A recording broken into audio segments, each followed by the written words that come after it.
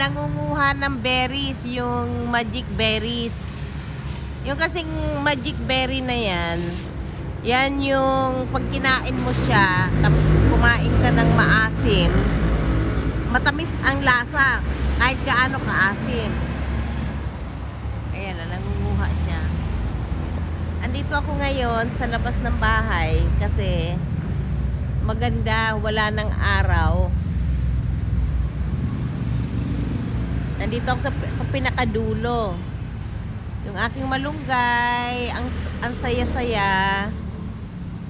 Tapos may batang ano diyan, batang nangunguha, bata talaga. Tapos ito naman aking pinsan, mag-asawa yan, pinsan ko yung lalaki.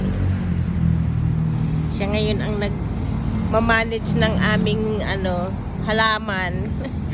Nagdidilig umaga at saka gabi. Oh, ayan ang aking paligid. Tapos may binigay yung pinsan ko na ano ang tawag dito? Gumamela ba to? Gumamela. Tinanim namin sa lupa. Pag lumaki yan, so naghahanap pa kami ng halaman na pwede naming itanim. Ganda ng araw. Ang sarap ng hangin. Ayan. Dito lang ako sa sulok. O diba ang sweet nilang mag-asawa. O ayan. Tingnan nga. Akin na nga sen. Yan lang nakuha mo. Dali mo rito. O ayan o. Magic berries. O. Diba? O.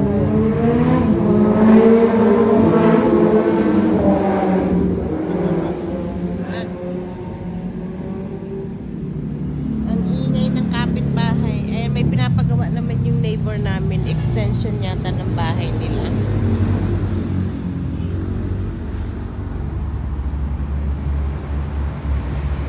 Diba? Tinikman mo? Ang sarap, diba? Oh.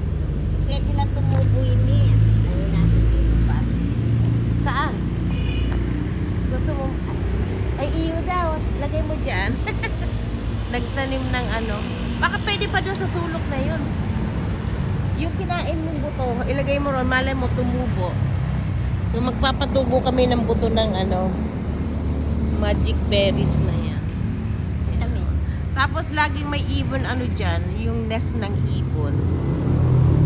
O, tambay-tambay lang muna kami rito. Nagpapatunaw ng kinain kaninang lunch kasi ang dami namin kinain.